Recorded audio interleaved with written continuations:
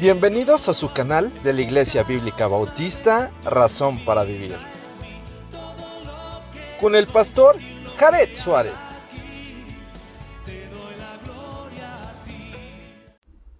Bienvenidos a su canal de la Iglesia Bíblica Bautista, Razón para Vivir. Hoy vamos a estudiar el Evangelio según San Marcos, capítulo 12, los labradores malvados. Esta cita también es encontrada paralelamente en Mateo capítulo 21, versos 33 al 46 y Lucas 20, 9 al 19. Vamos a leer el texto. Entonces Jesús comenzó a decirles por parábolas: un hombre plantó una viña, la cercó de vallado, cavó un lagar, edificó una torre y la arrendó a unos labradores. Y se fue lejos, y a su tiempo envió un siervo a los labradores para que recibiese de estos del fruto de la viña. Mas ellos, tomándole, le golpearon y le enviaron con las manos vacías. Volvió a enviarles otro siervo, pero apedreándole, le hirieron en la cabeza y también le enviaron afrentado. Volvió a enviar otro y a este mataron, y a otros muchos, golpeando a unos y matando a otros. Por último, teniendo a un hijo suyo, amado, lo envió también a ellos diciendo: tendrán respeto a mi hijo. Mas ellos, aquellos labradores, dijeron entre sí: este es el heredero, venid, matémosle, y la heredad será nuestra. Y tomándole, le mataron y le echaron fuera de la viña. ¿Qué pues hará el Señor de la viña? Vendrá y destruirá a los labradores y dará su viña a otros. Ni aun esta escritura habéis leído: la piedra que desecharon los edificadores ha venido a ser cabeza del ángulo. El Señor ha hecho esto, y es cosa maravillosa a nuestros ojos. Y procuraban prenderle porque entendían que decía contra ellos aquella parábola, pero temían a la multitud y dejándole se fueron. Cuestión del tributo. Y le enviaron a algunos de los fariseos y de los herodianos para que le sorprendiesen en alguna palabra. Viniendo ellos, le dijeron: Maestro, sabemos que eres hombre veraz y que no te cuidas de nadie, porque no miras la apariencia de los hombres, sino que con verdad enseñas el camino de Dios. ¿Es lícito dar tributo a César o no? ¿Daremos o no daremos? Mas él, percibiendo la hipocresía de ellos, les dijo: ¿por qué me tentáis? Traedme la moneda para que la vea. Ellos se la trajeron y les dijo: ¿de quién es esta imagen y la inscripción? Ellos le dijeron: de César. Respondiendo Jesús les dijo: dad a César lo que es de César, y a Dios lo que es de Dios. Y se maravillaron de él. La pregunta sobre la resurrección. Entonces vinieron a él los saduceos, que decían que no hay resurrección, y le preguntaron diciendo: Maestro, Moisés escribió que si el hermano de alguno muriere y dejare esposa, pero no dejaré hijos, que su hermano se case con ella y levante descendencia de su hermano. Hubo 7 hermanos. El primero tomó esposa y murió sin dejar descendencia, y el segundo se casó con ella y murió y tampoco dejó descendencia. El tercero de la misma manera, y así los 7. Y no dejaron descendencia. Y después de todos murió también la mujer. En la resurrección, pues, cuando resuciten, ¿de cuál de ellos será la mujer? Ya que los 7 la tuvieron por mujer. Entonces respondiendo Jesús les dijo: ¿no erráis por esto, porque ignoráis las Escrituras y el poder de Dios? Porque cuando resuciten de los muertos, ni se casarán ni se darán en casamiento, sino que serán como los ángeles que están en los cielos. Pero respecto a que los muertos resucitan, ¿no habéis leído en el libro de Moisés cómo le habló Dios en la zarza diciendo: yo soy el Dios de Abraham, el Dios de Isaac y el Dios de Jacob. Dios no es Dios de muertos, sino Dios de vivos. Así que vosotros mucho erráis. El gran mandamiento. Acercándose uno de los escribas que los había oído disputar y sabía que les había respondido bien, le preguntó: ¿cuál es el primer mandamiento de todos? Jesús le respondió: el primer mandamiento de todos es: oye Israel, el Señor nuestro Dios, el Señor uno es. Y amarás al Señor tu Dios con todo tu corazón y con toda tu alma y con toda tu mente y con todas tus fuerzas. Este es el principal mandamiento. Y el segundo es semejante: amarás a tu prójimo como a ti mismo. No hay otro mandamiento mayor que estos. Entonces el escriba le dijo: bien, maestro, verdad has dicho, que uno es Dios y no hay otro fuera de él. Y el amarle con todo el corazón, con todo el entendimiento y con todo el alma y con todas las fuerzas, y amar al prójimo como a uno mismo, es más que todos los holocaustos y sacrificios. Jesús entonces, viendo que había respondido sabiamente, le dijo: no estás lejos del reino de Dios. Y ya ninguno osaba preguntarle: ¿quién es el Cristo? Enseñando Jesús en el templo decía: ¿cómo dicen los escribas que el Cristo es el hijo de David? Porque el mismo David dijo por el Espíritu Santo: dijo el Señor a mi Señor, siéntate a mi diestra hasta que ponga tus enemigos por estrado de tus pies. David mismo le llama Señor, ¿cómo pues es su hijo? Y gran multitud del pueblo le oía de buena gana. Jesús acusa a los escribas y les decía en su doctrina: guardaos de los escribas que gustan de andar con largas ropas y aman las salutaciones en las plazas y las primeras sillas en las sinagogas y los primeros asientos en las cenas, que devoran las casas de las viudas y por pretexto hacen largas oraciones. Estos recibirán mayor condenación. La ofrenda de la viuda. Estando Jesús sentado delante del arca de la ofrenda, miraba cómo el pueblo echaba dinero en el arca, y muchos ricos echaban mucho. Y vino una viuda pobre y echó 2 blancas, o sea, un cuadrante. Entonces, llamando a sus discípulos, les dijo: de cierto os digo que esta viuda pobre echó más que todos los que han echado en el arca, porque todos han echado de lo que le sobra, pero ésta de su pobreza echó todo lo que tenía, todo su sustento. Muy bien, pues acompáñenme a orar para poder analizar este texto. Es un poco largo, pero tiene varias enseñanzas para nuestra vida. Vamos a orar a nuestro Dios. Bendito Padre Celestial, gracias por tu bendita palabra. Te rogamos que nos dirijas a través de esta, que hables a nuestro corazón, que podamos, Señor, comprender y entender lo que quieres de nuestra vida y sobre todo, Señor, que tu nombre sea glorificado a través de ello. Bendice, Señor, tu palabra y te agradecemos por ella en el nombre de Jesús. Amén. Muy bien, vamos entonces a empezar. Entonces comenzó Jesús a decirles por parábolas.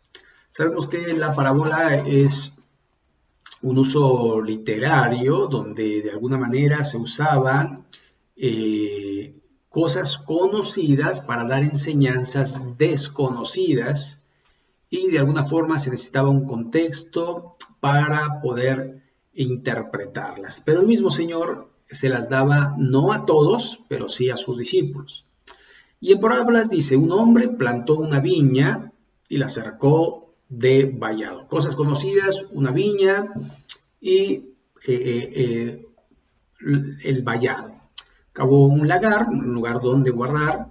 Edificó una torre y la arregló y la arrendó a unos labradores y se fue lejos. Y a su tiempo envió un siervo a los labradores para que recibiese de estos del fruto de la viña, mas ellos tomándole le golpearon y le enviaron con las manos vacías. Y aquí vemos una enseñanza. El Señor Jesucristo está diciendo que Dios encomendó a los líderes la palabra y las enseñanzas de la palabra. No eran propias, no eran de ellos, sino que Dios se las había dado a ellos para que ellos pudieran de alguna manera llevar la palabra generación a generación. Pero ellos se adueñaron de la palabra y ellos percibieron que tenían que hacer justicia con su propia mano. Y empezaron a añadir y empezaron de alguna forma, porque estos mensajeros, estos siervos a los cuales envía el Señor de la viña, que el Señor es Dios, y los siervos a los que envía son los profetas. Y usted puede ver cómo al primero le enviaron y le golpearon y lo mandaron con las manos vacías. Volvió otro, lo apedrearon, le hirieron la cabeza y también le enviaron afrentado. Verso 5, volvió a enviar a otro y a este le mataron. Y a otros muchos golpearon y a otros matando. Y de alguna forma era repetitivo. Y usted puede ver cómo los profetas eran rechazados, apedreados, aserrados. Usted puede ver cómo eran metidos en cárceles, cómo eran tratados mal. Y al final el pueblo no quería escuchar la palabra de Dios, sino que ellos pensaban que eran la última palabra. Por eso Dios los desecha. Y después viene la parte culminante, ¿verdad? Y dice que el verso 6, por último, teniendo aún un hijo suyo, amado, lo envió también a ellos, diciendo, tendrán respeto a mi hijo. Mas aquellos labradores dijeron entre sí, este es el heredero, venid, matémosle, y la heredad será nuestra. Y tomándole, le mataron y le echaron fuera de la viña. ¿Qué pues hará el Señor de la viña? Vendrá y destruirá a los labradores y dará su viña a otros.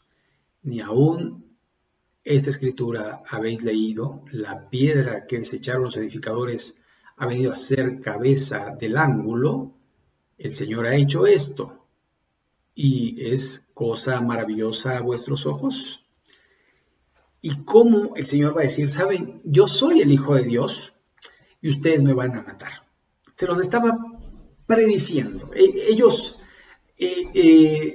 sabían lo que querían, es decir, querían deshacerse del Señor, querían matarle, pero ellos de alguna forma estaban nublados y no podían ver claramente. Y el Señor tiene que citarle las escrituras para que ellos vean que era necesario que el Hijo del Hombre fuese crucificado. Esta es una cita, la cita del Señor Jesucristo, del Salmo 118, versos 22 y 23. Dice, siguiendo el verso 12, y procuraban prenderle, pero entendían que decía porque entendían que decía contra ellos aquella parábola, pero temían la multitud y dejándole se fueron. Es curioso, ¿no? Porque ellos comprendieron la parábola, ellos entendieron la parábola, ellos sabían de lo que hablaba el Señor Jesucristo, pero en vez de arrepentirse, ellos se acumularon cada vez más odio, más celos y más el pensamiento de querer deshacerse de nuestro Señor. Y entonces viene una serie de tentaciones para ver cómo lo van a agarrar, para que esa excusa les ayude a aprenderlo. Y gracias a Dios por nuestro Señor, porque ninguna lo tomaron, sino al contrario, el Señor salió victorioso. Y además, ¿de qué manera? Tan así que en vez de ser desechado, era cada vez más admirado y más querido por el pueblo y le seguían más. Vea lo que dice el verso 13. Y le enviaron algunos de los fariseos y de los herodianos. Es curioso, ¿no? Porque los herodianos son la guardia de Herodes y los fariseos, pues de alguna manera no querían a Herodes, pero en este sentido se unieron para deshacerse de nuestro Señor. Como los malos se van a juntar para querer deshacerse del bueno. Verso 13, la segunda parte, para que les sorprendiesen en alguna palabra. Viniendo ellos le dijeron, maestro. ¿Sabe? Es increíble, porque era tal hipocresía que ellos querían ser aduladores con el Señor. La palabra maestro, rabí, era concretamente la palabra que se les decía a los fariseos y a los saduceos y a los escribas. Eran verdaderos sabedores de la palabra de Dios. Entonces llegan como diciendo, maestro, sabemos que eres hombre veraz y que no te cuidas de nadie porque no miras la apariencia de los hombres, sino que con verdad enseñas el camino de Dios. Entonces, toda esta adulación para hacerle la siguiente pregunta y prenderlo. ¿Es lícito dar tributo a César o no? Si él, el Señor, de una manera impetuosa contestaba, dad a César lo que es de César, ya ven cómo dijo, y saben, él quería de alguna forma también evidenciarlos a ellos, mostrar a las personas quiénes eran estos. Mas él percibiendo, dice el verso 15, la hipocresía de ellos, les dijo, ¿por qué me tentáis? O sea, ya sé lo que están tramando y no voy a caer. Traedme la moneda para que la vea. Ellos se la trajeron y les dijo, ¿de quién es esta imagen y la inscripción? Así que una pregunta respondida con una pregunta. Ellos dijeron, de César. Verso 17, respondiendo Jesús, les dijo, dad a César lo que es de César y a Dios lo que es de Dios. Y se maravillaron de él. ¿Quiénes? No solamente los herodianos, no solamente los fariseos, sino la multitud que estaba. Fue categórica la respuesta de nuestro Señor. Tan así que es una frase que se ha vuelto célebre y aún la gente inconversa, la gente que no cree en Dios, la cita. Es una cita bastante conocida por todas las personas. ¿Por qué? Porque es una cátedra que dio nuestro Señor y ha quedado como una enseñanza para todos los tiempos. Preguntas sobre la resurrección. Ahora viene el otro grupo, el grupo de los saduceos. Dice, entonces vinieron a él los saduceos. Los saduceos no creían en la resurrección ni en los ángeles. Ellos se basaban únicamente en las enseñanzas de Moisés, es decir, el Pentateuco. Ellos eran amantes de Moisés y solo se mantenían en la ley de Moisés. Y entonces dicen que no hay resurrección. Y le preguntaron diciendo, maestro, Moisés nos escribió, y aquí tenemos la cita de Deuteronomio capítulo 25, y este es el contexto. Cuando hermanos habitaren juntos y muriere alguno de ellos y no tuviere hijo, la mujer del muerto se casará no se casará fuera con hombre extraño, su cuñado se llegará a ella y la tomará por mujer y hará con ella parentesco. Entonces, a esto se van a referir. Así que si el hermano de alguno muriere y dejare esposa, pero no dejare hijo, que su hermano se case con ella, levante descendencia a su hermano. Verso 20, hubo 7 hermanos. Imagínense, no solamente, menos mal que no dijeron 14 hermanos, dijeron nada más 7. O sea, una gran exageración para hacer una pregunta que pudiera sacar de balance a nuestro Señor y también dejarlo mal parado. Y entonces dice, hubo 7 hermanos, el primero tomó esposa y murió sin dejar descendencia, el segundo se casó con ella y murió y tampoco dejó descendencia el tercero de la misma manera y así los 7. Y no dejaron descendencia y después de todos murió también la mujer, es decir, ya no tenía ni siquiera con quién casarse. Para no poner que se casó con otro y ese otro le dio descendencia, sino se murió también la mujer. Ya que los 7 la tuvieron por mujer. Entonces respondió, la pregunta es 23. En la resurrección, pues, cuando resuciten, esto es sarcasmo, ¿de cuál de ellos será ella mujer, ya que los 7 la tuvieron por mujer? Y nuevamente, el Señor Jesucristo, la sabiduría que desciende de lo alto. Entonces respondiendo Jesús le dijo, no erráis por esto, porque ignoráis las Escrituras y el poder de Dios. Es decir, el Señor, nuestro Dios, puede hacer lo imposible. Así que no había manera de cuestionar al mismo Dios, porque Dios puede hacer lo que Él quiera, si así fuese el caso. Pero el verso 25 nos dice, porque cuando resuciten de los muertos, es decir, si van a resucitar, ni se casarán, ni se darán en casamiento, sino serán como los ángeles que están en los cielos. Pero respecto a que los muertos resucitan, ¿no habéis leído en el libro de Moisés? Y aquí es impresionante, porque ellos amaban a Moisés, eran fanáticos de Moisés, y ahora les va a mostrar a Moisés lo que él también les habló. ¿Cómo le habló Dios en la zarza diciendo yo soy el Dios de Abraham, el Dios de Isaac y el Dios de Jacob? Dios no es un Dios de muertos, sino Dios de vivos, así que vosotros erráis mucho.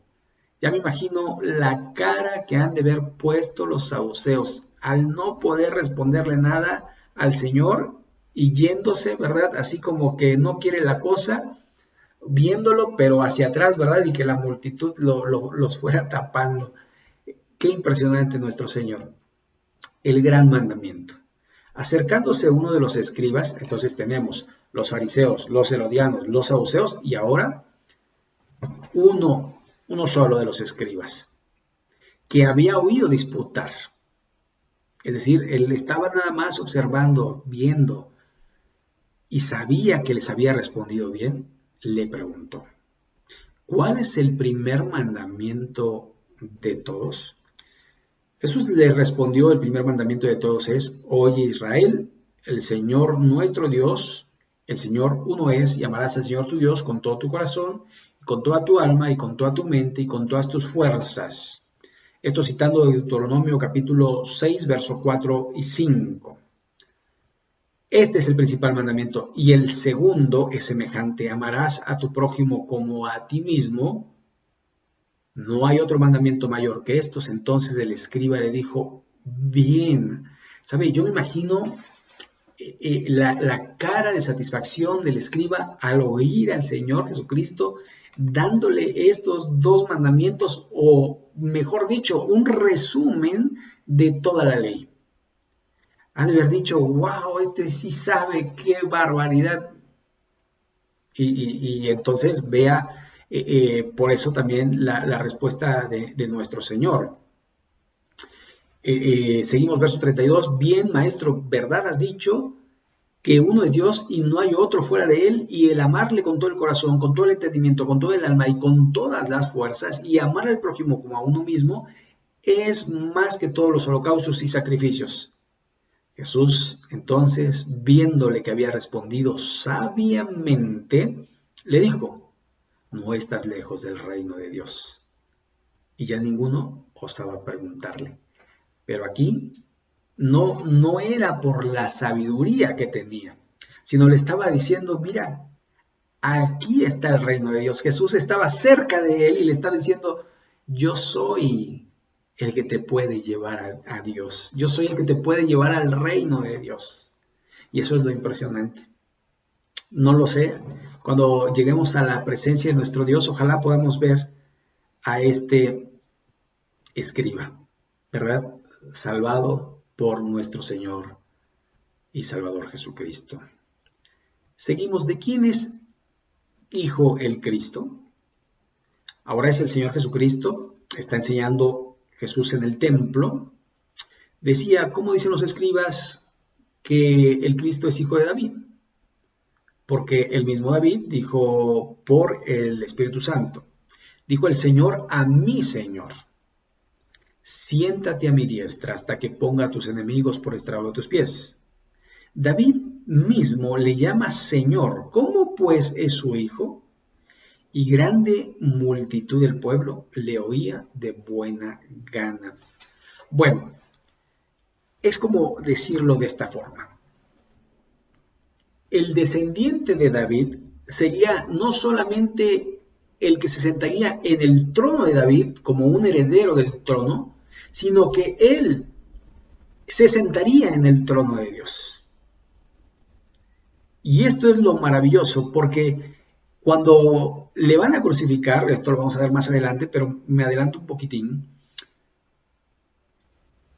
una de las cosas que hicieron que los sumos sacerdotes y todos estos se desgarraran, se rasgaron las ropas, es porque dijo, y veréis al Hijo del Hombre sentado a la diestra de Dios. Y el apóstol Pablo enseña que Jesús está a la diestra de Dios, en el trono de Dios. Así que, de alguna manera, si bien David era el rey de Israel y su descendencia, el Señor Jesucristo sería rey de Israel en un tiempo futuro, pero también ese mismo rey de Israel sería el rey del cielo. Es impresionante, porque Él está centrado en el trono. Por eso la Biblia en Hebreos nos dice, acerquémonos pues confiadamente al trono de la gracia. Y podemos ver en el Señor Jesucristo un rey.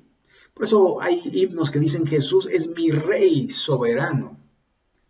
Y de alguna manera podemos comprender que Cristo reina en los cielos y en la tierra, y también reina en nuestro corazón. Así que la multitud decía, ¿quién es este hombre? Jesús va ahora a acusar a los escribas y les decía en su doctrina, guardaos de los escribas que gustan de andar con largas ropas y aman las salutaciones en las plazas y las primeras sillas en las sinagogas, y los primeros asientos en las cenas, que devoran las casas de las viudas y por pretexto hacen largas oraciones. Estos recibirán mayor condenación. Y entonces ahí tiene a los escribas que amaban, ¿verdad? Así como fueron con el Señor Rabí, les encantaba que les dijeran, Rabí, enséñanos algo. ¡Ah, cómo sabe! A ellos sí les gustaban las adulaciones. Pero también dice que eran hipócritas y que buscaban siempre ser los primeros y no darle el primer lugar a Dios, porque a Dios se le debe dar la gloria, pues suya es, pero ellos arrebataron la gloria de Dios y la querían para ellos y estuvieron dispuestos a matar al Señor, a su Hijo, recuerden, al Señor de la viña, al Hijo del Señor de la viña, mataron. Así que, y también eran ladrones y se aprovechaban de estas pobres mujeres viudas. Después va a hablar precisamente de la ofrenda de la viuda. Estando Jesús sentado delante del arca de la ofrenda, miraba como el pueblo echaba dinero en el arca, y muchos ricos echaban mucho. Vino una viuda pobre y echó 2 blancas, o sea,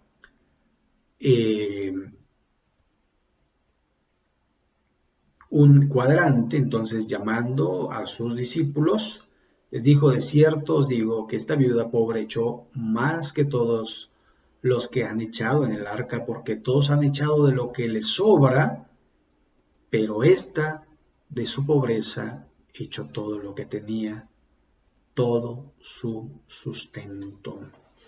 Ahora, este pasaje se ha ocupado también para manipular a las personas para que den. Como diciendo, si tú das, Dios se va a encargar de tu necesidad y te va a devolver. Bueno, yo sé que Dios trabaja de una manera maravillosa. Pero el apóstol Pablo, en el capítulo 9 de la primera carta a los Corintios, dice: cada quien dé como propuso en su corazón, no por tristeza ni por necesidad, porque Dios ama al dador alegre. Esta mujer, nadie la obligó, nadie la manipuló, nadie le llevó a hacerlo, sino que ella de su corazón, ella estaba no dando una ofrenda, ella estaba dando un sacrificio, porque de eso se trata la ofrenda. La ofrenda no es una limosna, no es lo que me sobra, sino es lo que yo en mi corazón he propuesto darle a Dios, sabiendo que Dios puede no solamente multiplicarlo, sino que Él puede bendecir esa ofrenda y hacer que esto se multiplique. Ahora, yo no debo dar para recibir, porque a veces se maneja como si Dios fuera un banquero al cual le presto mi dinero y Él me da rédito. Él me va a devolver con creces. Y si bien lo hace, pero no debemos hacerlo por eso. Es decir, te doy para que me des. Pues es una negociación, no es ni de corazón, ni es un sacrificio, sino es una inversión, ¿sí? Pero lo hace como por conveniencia. ¿Saben? Hay dichos populares, por ejemplo, este que dice: haz el bien sin mirar a quién. Da sin esperar recibir a cambio nada, ni siquiera las gracias. Entonces, cuando yo doy a Dios, yo lo doy a Dios. Si Él me da, bendito sea el nombre de Dios.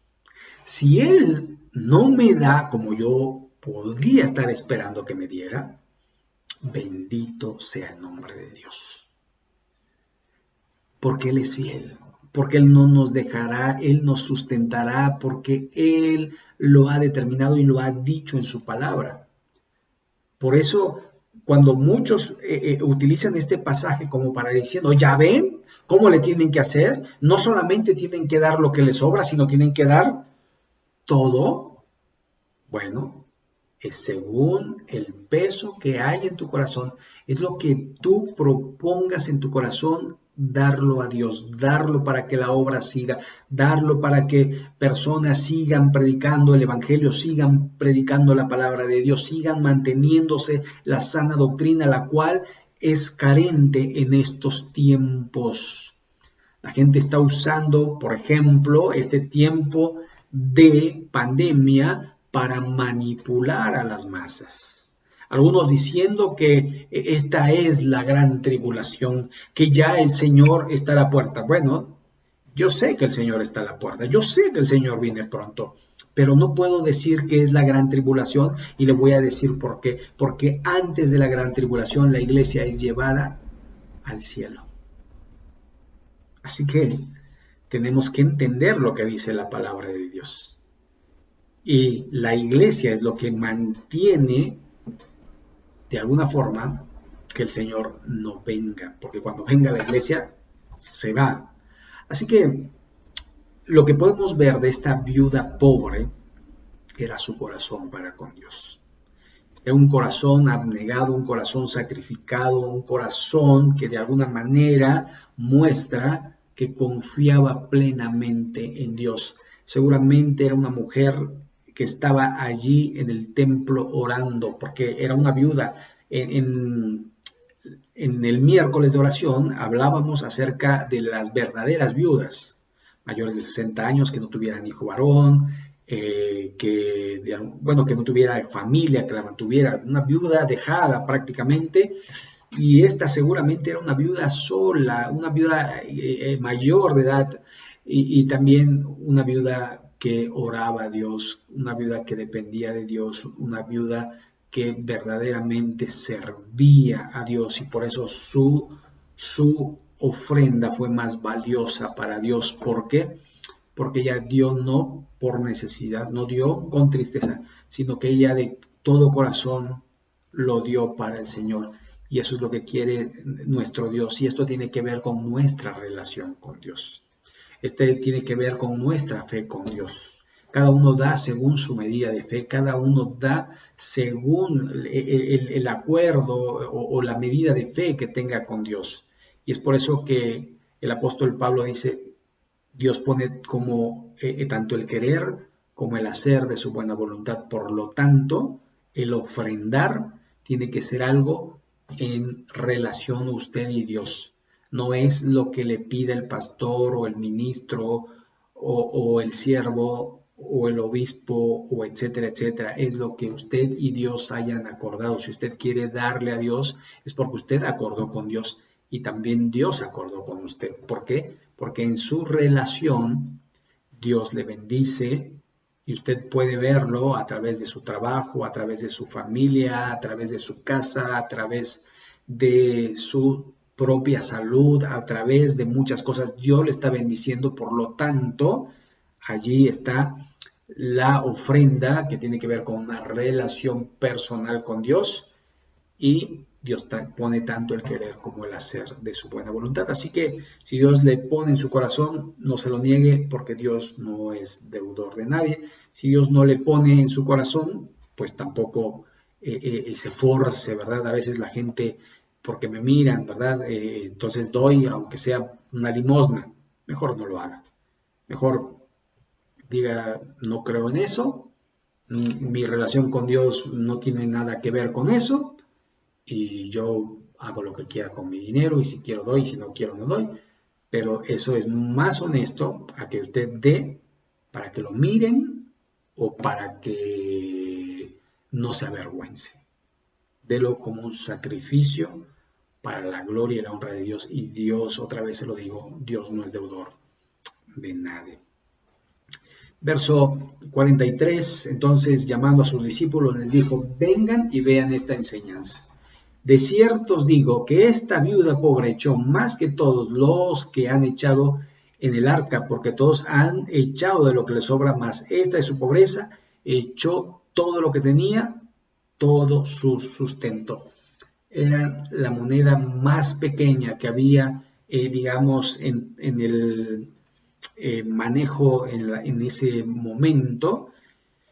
Y era como ahora, ¿verdad? En nuestro país, la moneda más pequeña que vale es la de 50 centavos, aunque existen de 20 centavos, pero ya nadie le da cambio de 20 centavos. Aunque existen las de 10 centavos, ya nadie le da cambio de 10 y ni siquiera se las aceptan. Así que de 50 centavos, y probablemente eran 2 moneditas, que a lo mejor con eso se compraba un pan, pero ella decidió abstenerse de eso para honrar y glorificar a Dios. Y nuevamente lo digo, Dios honra a los que le honran. Dios hace eso, pero no tenemos que hacerlo por eso, sino tenemos que hacerle por lo que habíamos visto anteriormente, porque amamos a Dios con toda nuestra mente, con todo nuestro corazón, con toda nuestra fuerza, con toda nuestra alma. Amamos a Dios y por esa razón hacemos lo que hacemos. Es mi relación con Él. Dios conmigo, yo con Él. No tiene nada que ver el cuánto o el qué o el cuándo, sino tiene que ver lo que hay dentro de mi corazón. Tenemos que checar nuestras intenciones y saber por qué hacemos lo que hacemos. Muy bien, esto lo vamos a dejar para dentro de 15 días. Recuerde que estamos alternando Ezequiel con Marcos. Y también el día miércoles estamos viendo la primera epístola a Timoteo y después vamos a ver la segunda carta a Timoteo. Muy bien, pues agradecemos mucho que nos hayan visto a través de este medio, pero lo más importante, ¿cómo puedes aplicarlo a tu vida? ¿Cómo puedes tú de alguna manera tomar cartas en el asunto? Recuerden lo que hemos visto. Recuerden que el Señor le habló a los fariseos acerca de el Señor de la viña. Después fueron los fariseos y los herodianos para decirle si hay que dar, a pagar impuestos. Jesús dijo, dad a Dios lo que es de Dios y a César lo que es de César. Recuerde que después le fueron a cuestionar acerca de la resurrección.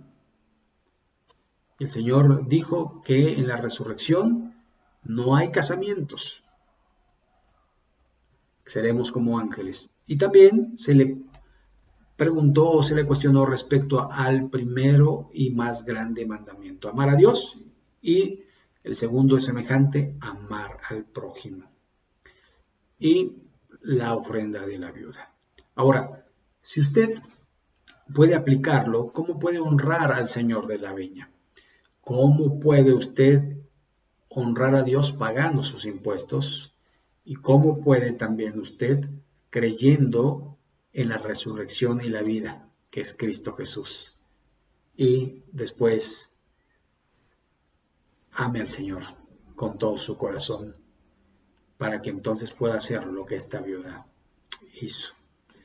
Pues sin más, que Dios les bendiga. Si no se ha suscrito al canal, pues hágalo.